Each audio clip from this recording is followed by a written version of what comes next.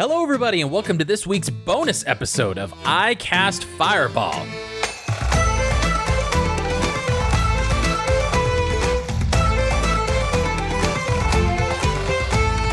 A podcast where we play through the campaign Tyranny of Dragons normally, but this week, we've got a special bonus episode for you. I'm joined by the rest of I Cast Fireball. I'm Thomas, normally your DM, and around the table, we've got... Mickey, who plays Malamara. Jacob, who plays Lance Thalen. And Ned, who plays Fleeple. Well, as I mentioned, this week we have a special bonus episode for you where we're going to take a look back at all of the episodes that we've released up to this point. We're going to check in with our characters and our players, discuss some maybe exciting or unexpected moments that happened throughout the campaign, and just maybe get a little bit more insight into what's the deal with Lance and his yellow scarf. But everybody, how's it going tonight? Dude, I had a bowl of pho and part of a banh mi for dinner, and I am feeling full and great. I almost thought it was going to be a bowl of fondue. I was like, wow, good dinner. Yeah, I just ate like 5 pounds of cheese, just like slurped them up from the pot. You do That's what you how want. I do things around here. Me and my cat. I mean, you're just getting into character party. with Fleeple. Yeah. His fine cheeses. Mm-hmm. There you go. Actually a Ned trait. It wouldn't surprise me. Well, speaking of that, maybe not directly, but indirectly, of our characters and what inspired them, let's jump into the beginning of our campaign, the beginning of I Cast Fireball here, specific with the story. It's no secret, in fact, I got razzed quite a bit by the cast here, how most every single intro, whenever I recapped a previous episode, I always would go back to, it began in Greenest, in a bar called the Winged Dragon, and that is where we started. Everybody... Lance, Fleeple, Mal, all converging there together for different reasons, different inciting moments, bringing them to this tavern at any particular time. But something I wanted to ask each of you, or if anybody feels particularly strong about this, and it builds off of what we actually were joking about with Ned, what sort of attributes do you feel that your characters took on that are actually attributes that you as a player have in real life? So Ned, you mentioned that you wouldn't be surprised if Fleeple's cheese obsession is a result of your obsession in real life with cheese. Yeah, that is 100% true. I can get a little bit pretentious about like cheese and about like various cured meats and bits of charcuterie and whatnot. But you know, definitely just like his whole vibe of trying to be chill and being friends with people, but also being kind of awkward about it. I feel like that's a pretty direct reflection of myself as a real human. I can confirm Ned is super friendly with everybody that he meets. He is just willing to talk to anybody about anything, honestly. I don't know about the awkward portion. I've never experienced that, but... Well, maybe it's the fact that we're just the same brand of awkward, so you don't notice it as much. That feels right. You know what? I will consent to that. I definitely have some awkwardness that you can see in some NPCs as well that are just a direct result of me, Thomas. But yeah, well, Lance or Jacob or Mal, do you have any aspects from your life that you feel are being manifested into your characters? Lance or Jacob or Mal. All right. I don't get a real name. I don't need a real name. I'm a very private person. I don't want people to know my name. Hey, transitioning, that sounds a lot like Mal, a very private person. Yeah. I mean, in real life, I love to just bury my axe into people's chests, so I feel like that really manifests as Malamara. No, I feel like I do the exact opposite of, I want to be like the cool kid that's not that Mal's cool, she's not that cool. Just like, I don't know, I feel like every D&D character I play, I like pretend that I'm like this person that I like want to be that I just am not in real life. It's escapism, and then it just turns into just me being weird and awkward every time. First episode's like angsty And then after that, it like fades away and just back to me being awkward as I try and talk to people and try and RP with people. Ned, we can be the same. We can be the same breed of awkward too. Yeah, I'm into it. Well, as long as we're all the same brand of awkward, Jacob, are you also the same brand of awkward? Is that sort of your motivation, or those aspects, did they bleed into Lance, or you think it's something different bleeded into Lance? No, I'm not awkward at all. I'm so personable. For Lance is a very interesting character. He's a character, his characteristics are one I've never played before, and a lot of them do not connect to me in real life as just me as a person. But there is one that I didn't really know I'd lean into so much, but it is, and it actually has become kind of what Lance is to a part, is I am very analytical about many things. I like to think through every scenario before I even get involved in it. Just the other day, me and my wife were talking about approaching a person and like how we should approach them on a certain subject. And I like for 20 minutes went through, I'm like, okay, well, if they said this, then should I say this or should I say this? And like, it was like a good 20-minute conversation where I was just analyzing every angle that this possible future conversation could be. And I mean, that's kind of what Lance does. Lance wants to examine every option before committing even to doing it. So I found that I did not mean for that to happen as much, but it is something that I feel like obviously Lance does often, and that does connect to me, that I definitely try and think through things, especially things that I think will have consequence to them, not like bad consequence, but just like it will affect something happening. And that is definitely a characteristic of Lance. I mean, absolutely. I mean, like, how are you going to manage your affairs inside of a cultist camp, for example? That definitely makes sense. The conversations that transpired when all three of you were in that cave together. Amazing. Yep. Now that we kick things off, I want to go around from person to person and see if they have any, and just ask what sort of questions that they have to really help explore things not only from a DM's perspective, but also from a player's perspective as well. Let's go ahead and start by going to Ned here. Yeah, so we talk about how it's always, yes, we started in Greenest, but I'm interested in looking at the moment right before Greenest, actually. We don't need to necessarily delve super deep into backstories, but like, what were the circumstances that led each of these people to end up in this dinky little town? Ooh, that's fun. I like that. So, like, Fleeple's is pretty simple. Like, he had a big moment that was like, oh, this is going to change my entire outlook on life, ran away from his clan, and Greenest was, like, literally the first town that he stumbled across. Mm-hmm. So, not a lot of, like, gravity in that sense. It was just what was convenient, and there were people there who were nice enough to kind of accept him and give him a job and whatnot. But, you know, Mal and Lance, where they have people that they're traveling with, that's something that really fascinates me, like what brought you to Greenest specifically. I wish I could say that I was a good actor that had a really good moment before, and I didn't. I have a good backstory before, but I did not. The very first campaign I ran with Thomas, he was like, you're all coming into this place, and why are you there? Like, he told us, like, give a reason. And this was very much, I like showed up to the first session and was like, how'd I get here? Oh, I'm on a caravan? Okay, cool. I guess I'm traveling with a caravan now. And so I didn't know that until Thomas gave me that situation. So I was traveling with a caravan because the DM said I was, and thus it is so. Well, we know that I am a harsh DM and I rule with an iron fist. Yes, there are great forces beyond Mal's understanding that are guiding her actions. Absolutely. I will say for Mal, I mean, not spoiling anything about her backstory too terribly much, but I know Mal has recently gone on a journey, right? Yeah, she has journeyed from her hometown, but that's kind of where I had left it. And I think I was expecting to be asked why we were there, or just that maybe I was there on this journey.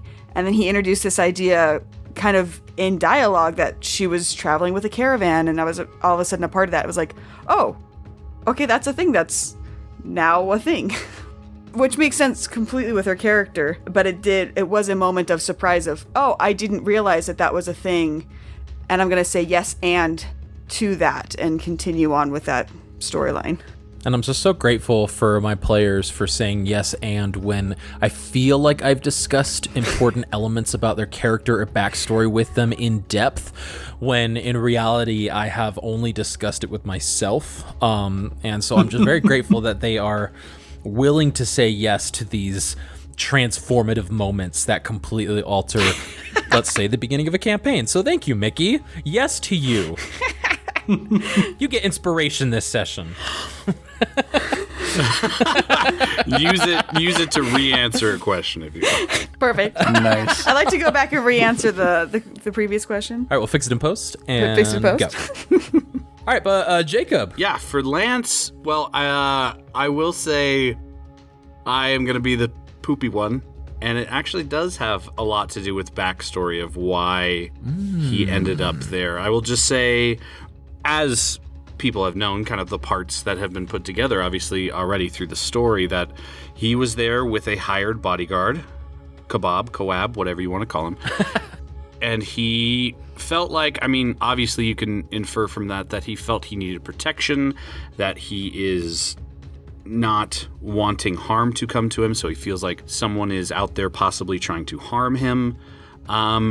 Other than that, I can't get into too much more without giving away maybe some things that will pop up later, but he is traveling away from something and feeling like there might be danger, and so he needed a bodyguard. So he found, just probably in the closest bigger city to Greenest, as he was traveling, he just found a hired mercenary and said, "Hey, I need some protection," and did not check references as he should have for Coab, and wound up with probably the worst bodyguard in history. So yeah, that's kind of how he ended up. Well, to that I'll say, Lance, you get what you pay for. So I did. You always order a kebab, and it somehow turns out not as good as what you thought it was going to be. Okay. Well, I had another question. Yeah, go for it. Going kind of in this kind of episode, because episode 1, it starts off a little slow, but it quickly picks up when we get to the drinking game. Mm-hmm. And my question to everyone is, one, what were you thinking during the drinking game? Like, as in, like, you as the player, what was kind of your thoughts going on in that drinking game? Because I know, and I'll just stem it from mine. My thoughts as a player is, I wonder what pieces of information I can get about these people as we play this drinking game. Their attitudes, their characteristics, their personalities. That's what I was thinking as a player.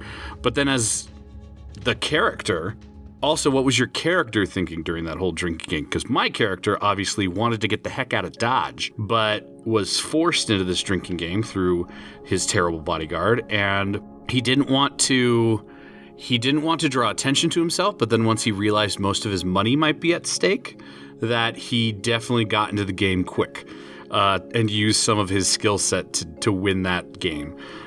So I wanted to ask each of the players that, and even the DM too, like, what were your thoughts in designing that game for us? What did you think it could accomplish for us? So yeah, what were you thinking as a player during the drinking game, the first really interaction we're having with each other, and what was your character thinking during the drinking game?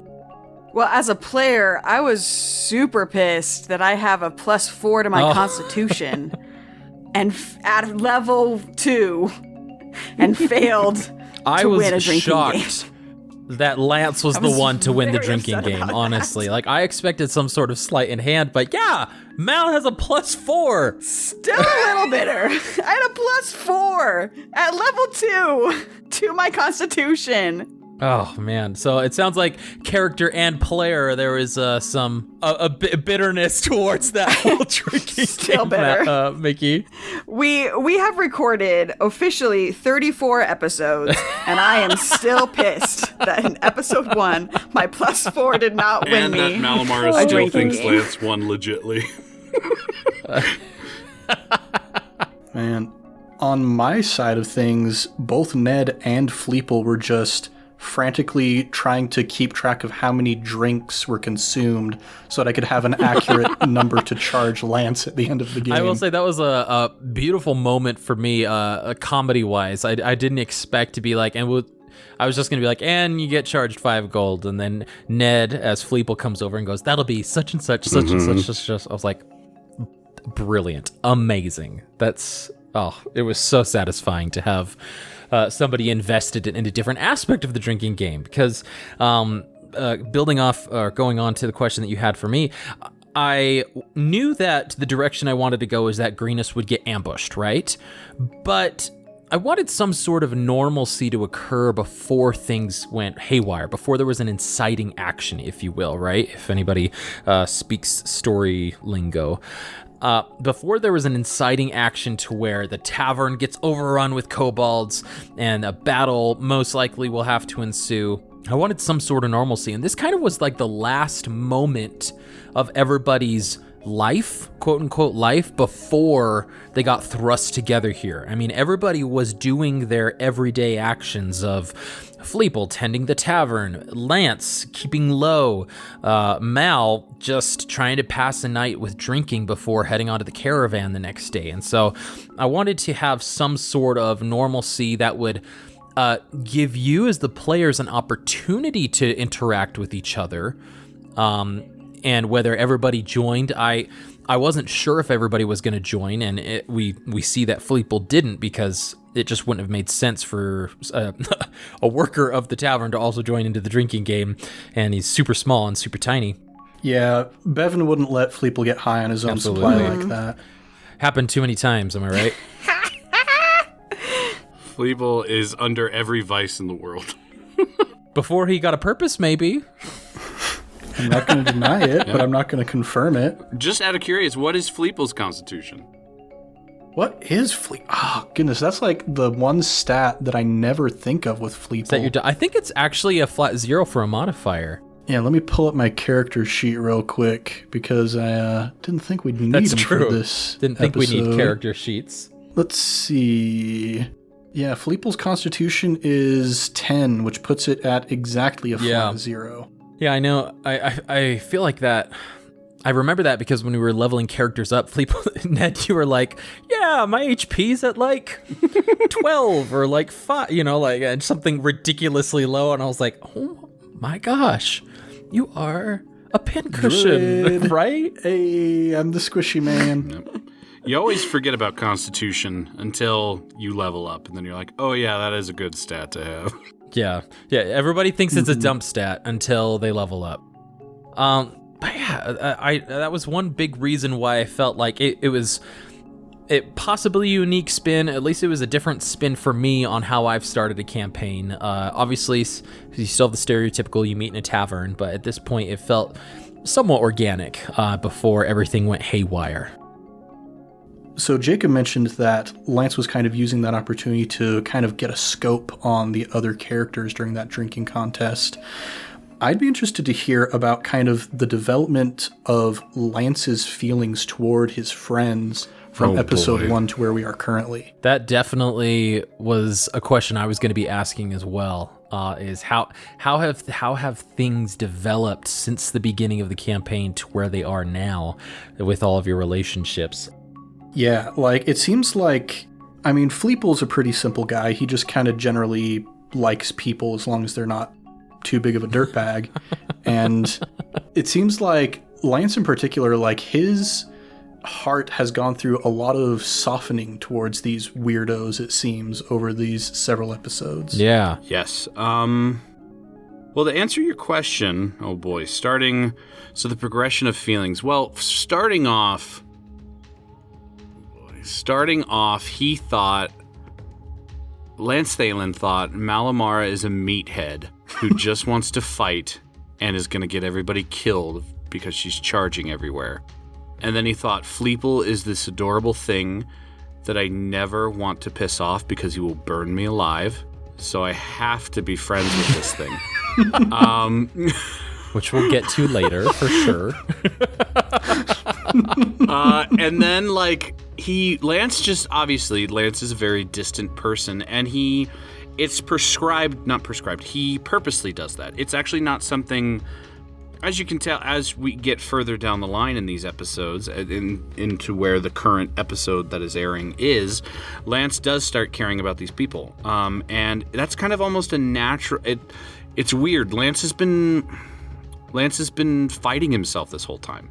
Because he did, even in the very beginning, like, he thought Fleeple was adorable and that he was this really just stand-up little dude, and that Malamara is just this woman not to be messed with, you know, that she's just this fierce warrior. But at the same time, he has this overarching desire that he cannot, well, and he even says this at one point. He says it to when he leaves the castle and the party almost breaks up.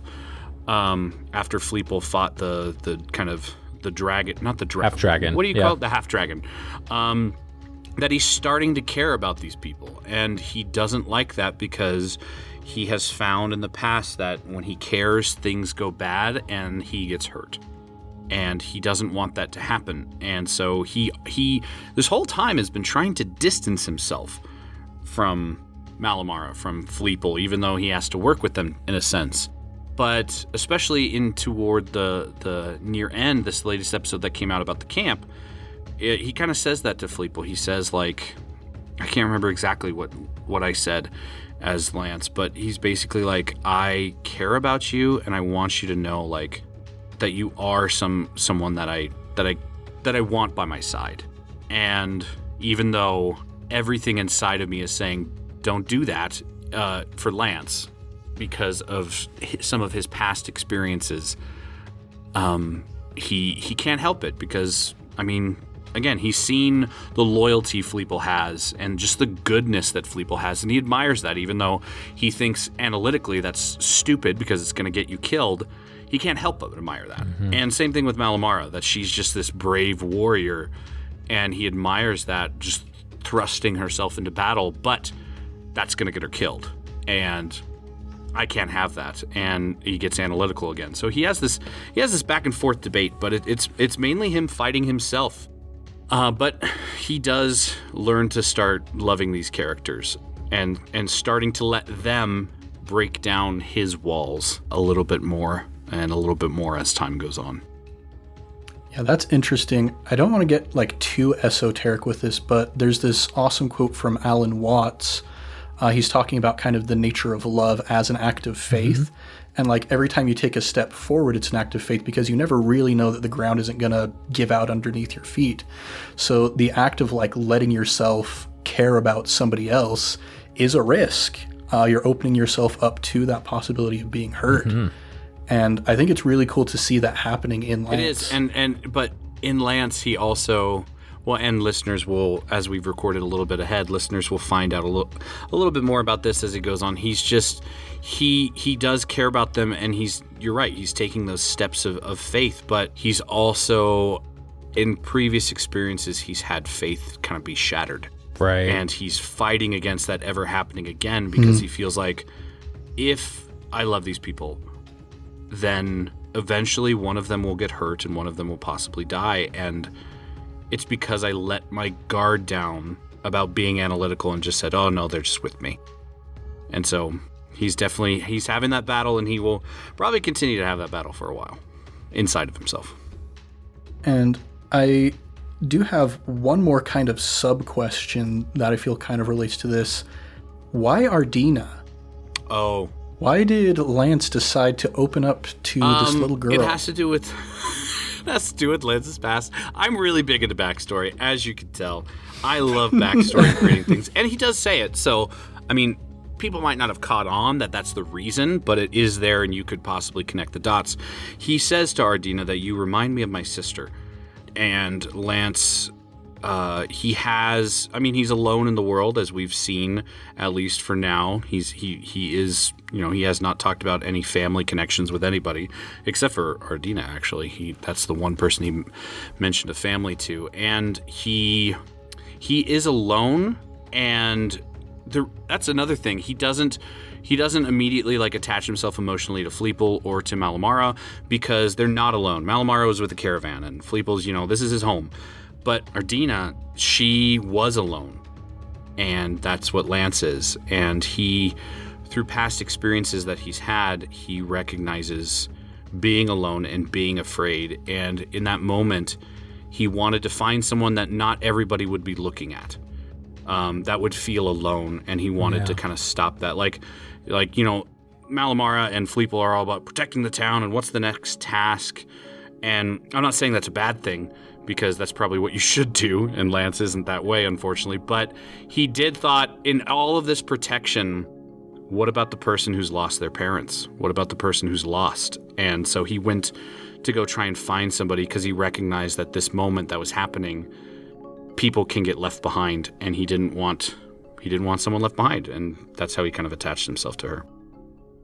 And I'll say, as a DM, that was a very satisfying RP moment between me and Jacob. I wasn't expecting that necessarily, but I when I go back and I listen to that, and especially with Mickey's amazing editing skills, when the piano comes in, I immediately just start like tearing up and welling up and going and just start like blubbering about Ardina and Lance. It was such a satisfying moment in the chaos of the keep getting attacked, to have just this intimate moment between Lance, who we perceive being just like kind of a jerk, or just being like super like, we gotta go, like we gotta escape, that's not our job, to incredibly compassionate to this one girl. It was nice to have that door open to take a closer look at what Lance is all about. Oh, that was so good.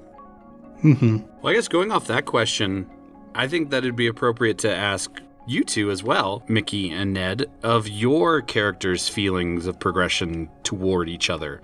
Like Fleeple, how has Fleeple examined Lance in the beginning versus now? I know you said Fleeple, as long as someone's not just an outright, jerk, that Fleeple will just be like, hey, you're okay. But there has probably been some progression, and definitely Lance and Fleeple have had some ups and downs. And Lance has had, I am so sorry that my character's such a jerk, guys. I really try, and like, I don't know. I want there to be conflict, because I love conflict in a story, but I don't want it to feel like I'm ever denying any of your impulses. I'm sorry if that's ever happened, because it's not what I'm trying to do. I love it whenever you go against my character. I love that, and I encourage that. But Lance is kind of a jerk, but I like that progression, because I don't like it just being like, all right, we're friends. And it's like, well, no, that's not how life is. Like, you have to go through some ups and downs.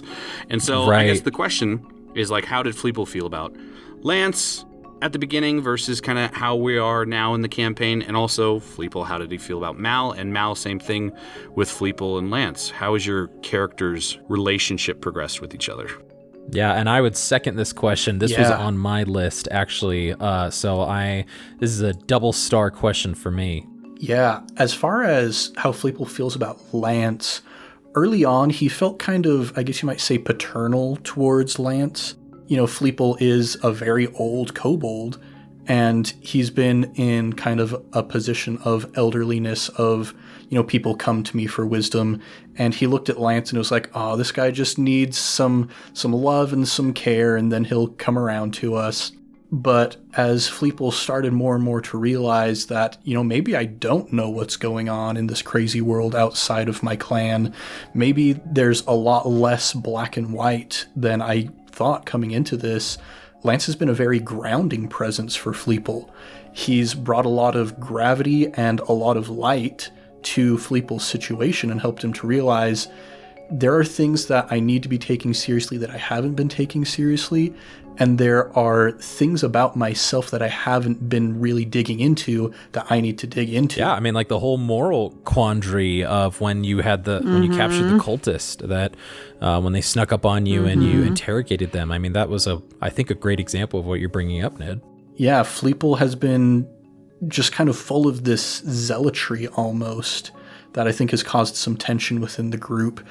And, just like Jacob said, where it's good to have Fleeple kind of pushing back against Lance, it's good to have Lance pushing back against Fleeple to make sure that his heads aren't just up in the platinum clouds trying to chase after Bahamut. Praise be to the platinum dragon. Yes. And then as far as Fleeple's feelings towards Mal, in the very beginning, it was just kind of a buddy-buddy, oh, Mal and I agree about everything, and so we're just going to work together to get Lance to tag along with us. I mean, good constable get bad constable, am I right?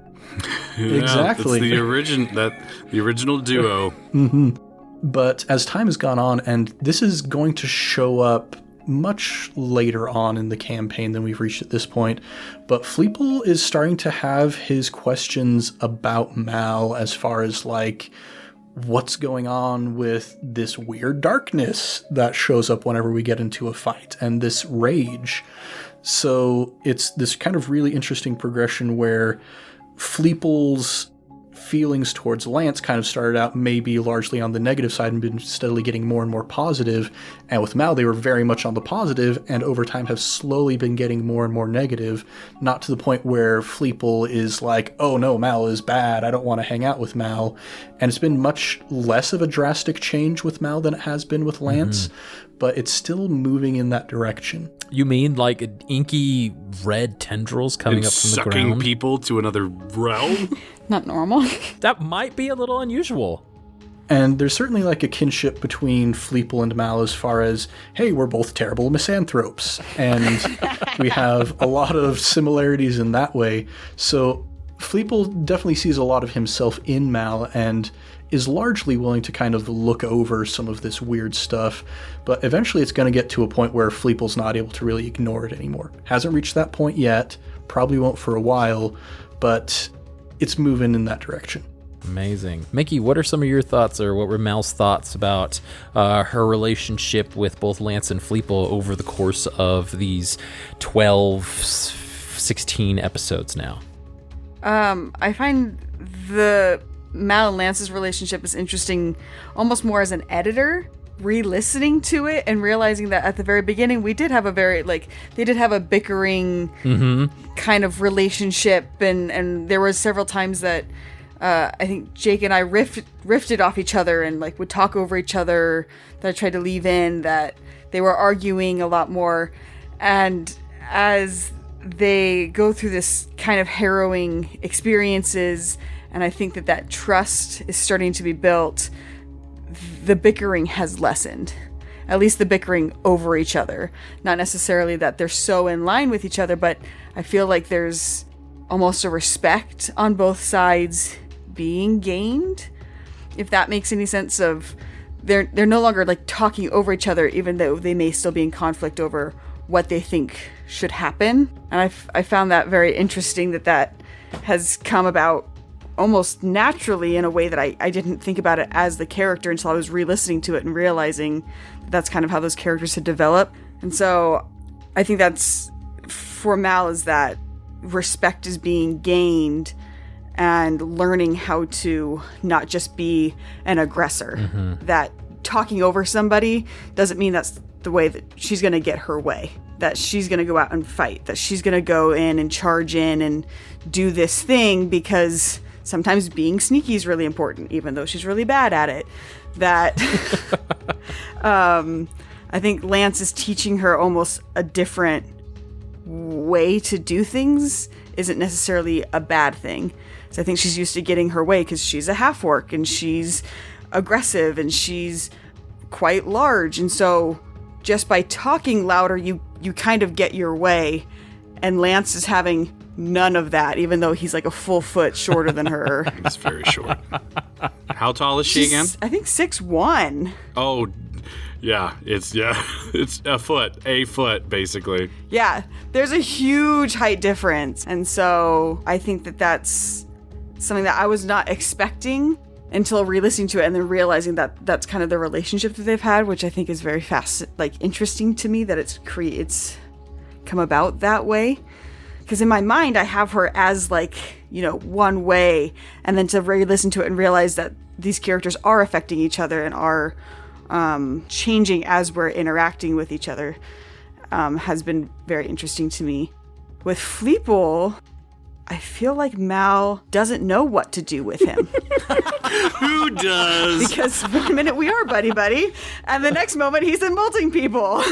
As was discussed in a previous bonus episode, Fleeple is the wild card, and It seems like he's a wild card with Mal still. Yeah, I think that she really doesn't know what to expect of him in that I think she listens to him a lot more than she even expected. But even then, it's he has magic sunglasses. There's so much like swinging from one end to the other in him that I don't know that Mal really knows what to make of him, other than he makes a better ally than... He burns people alive and then gives them cheese. Sausages cure everything, and when you can't get your way, burn them. I don't think Mal quite knows what to make of him, except for he makes a better ally than an enemy. When you really think about it, it's like, people talk about having a midlife crisis when you just need a big old change in your life and then you're just grasping for some sort of normalcy, going to wild extremes. Now, the interesting thing with Fleeple is typically a midlife crisis for a kobold would come when they're like 6 days old. And here Fleeple is having his at 74. So a very interesting kind of situation that he's going through. So he's got a lot of stuff built up, and it's just been a long time coming. Well, and going with your point, Mickey, because you talked about relationships, I've always felt that Lance and Malamara are almost like siblings, the siblings that are always fighting. They're almost always somehow on opposites, but yet they're stuck together. And there is some like mutual trust for like, yeah, your side has some points, especially near, obviously, not at the beginning, because like you said, like, I remember her like, oh, you're a coward. And he's like, well, you're an idiot who runs into fire and will die. Like, there was very much like a really kind of like, you suck kind of thing. But it was always like it always felt like a sibling thing. Like, I guess I have to hang around you. And it's progressed to be more of a mutual respect, but opposite sibling kind of thing. Whereas Lance's... But still opposite, yeah, for sure. Yeah, and then Lance's relationship with Fleeple, I've always felt like it's like the two friends in high school that you never thought would be friends.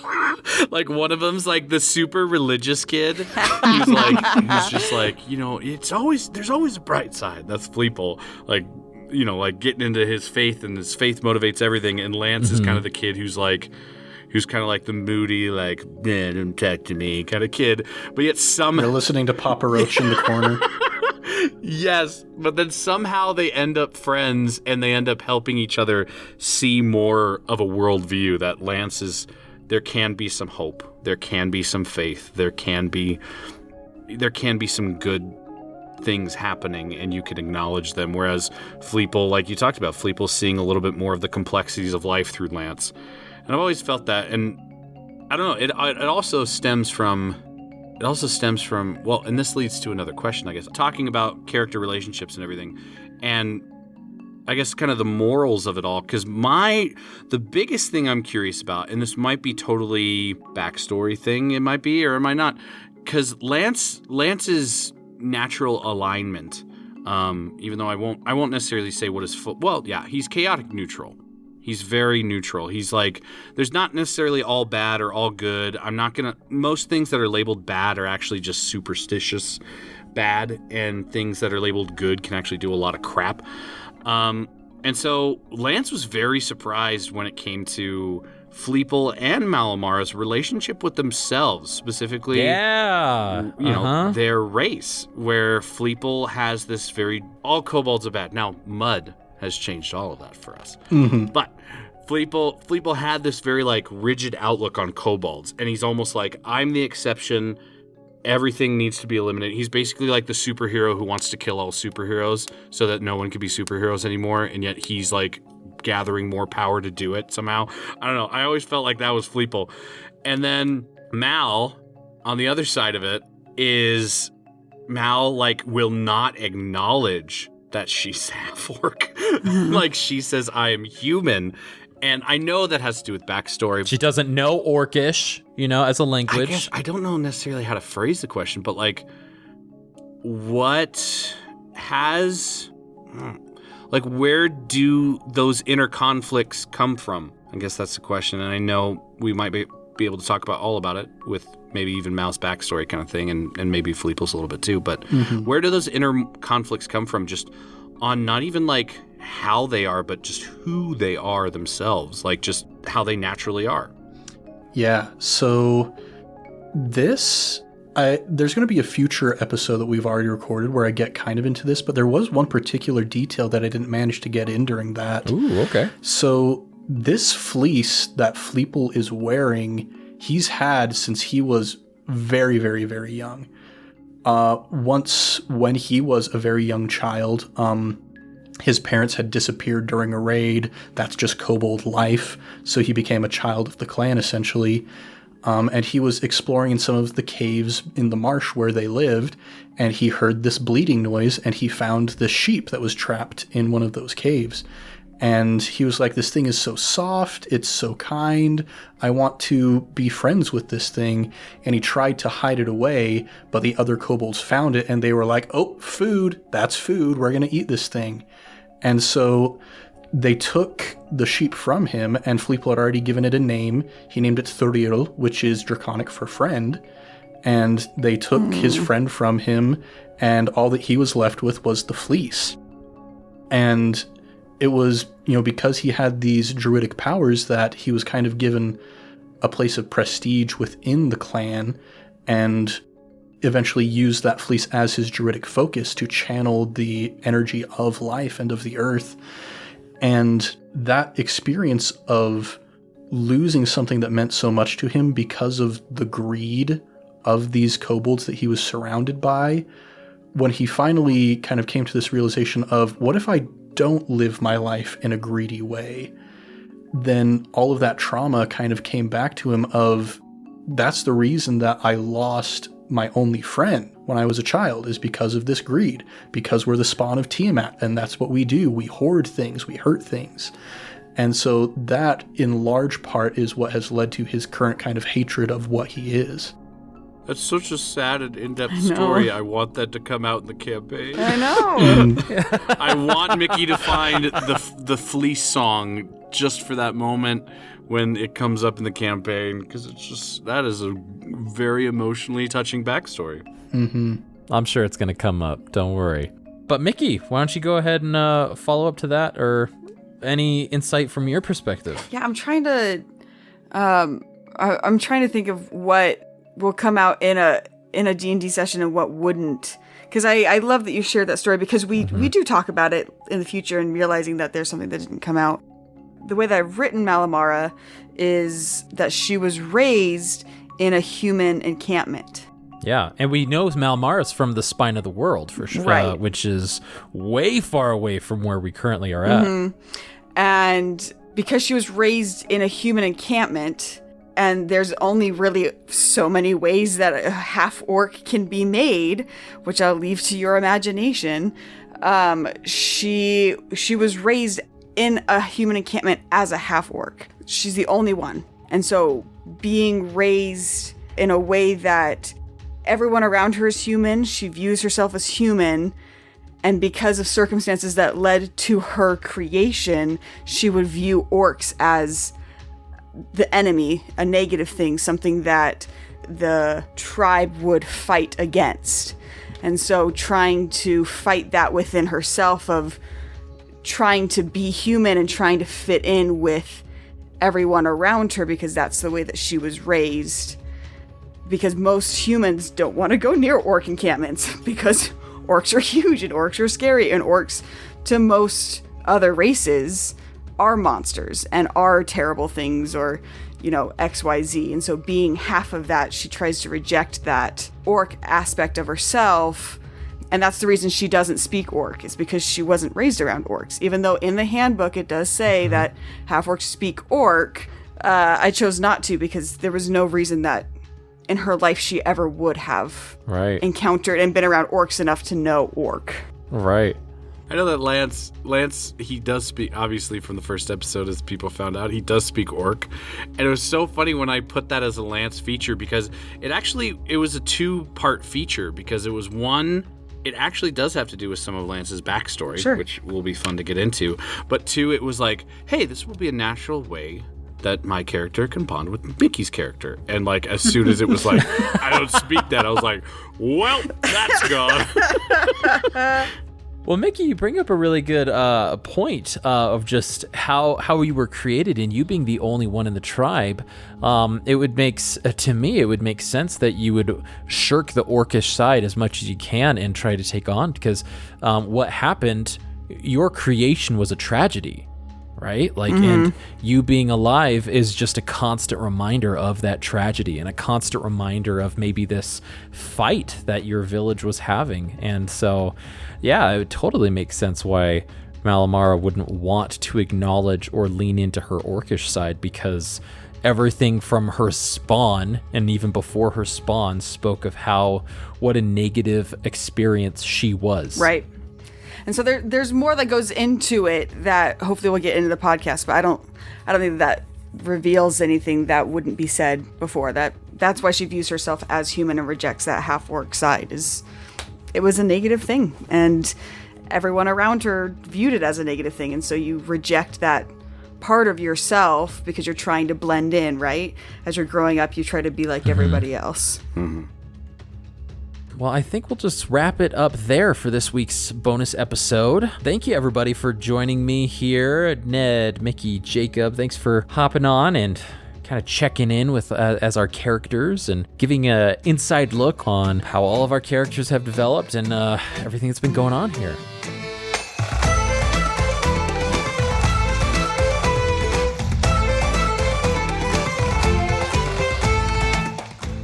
Everybody, thank you for joining us on this week's episode of iCast Fireball. We are hoping to do another one of these in November, and we want to get some fan questions out there. We want you to be able to send in some questions that we might have missed on this week's episode. That episode's going to be released November 10th, so we will need all of our questions to be sent out to us at the latest by November 3rd, preferably around Halloween, but you can feel free to shoot us an email at icastfireball2020@gmail.com. You can also shoot us a message through Twitter or Instagram at our handle icastfireball20, and that way we can get those questions compiled and we can shout you out on the podcast while also getting those hard-hitting questions answered.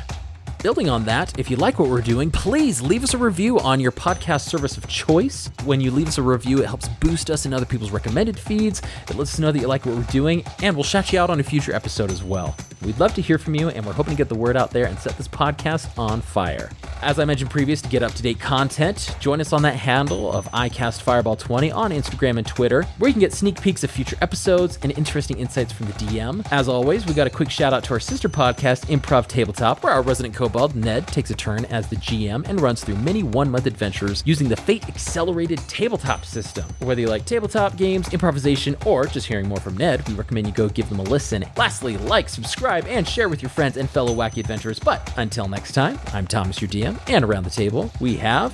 Mickey, and I play Malamara. Jacob, and I play Lance Thalen. Ned, and I play Fleeple. Let's keep that fire going, and we'll see y'all next time.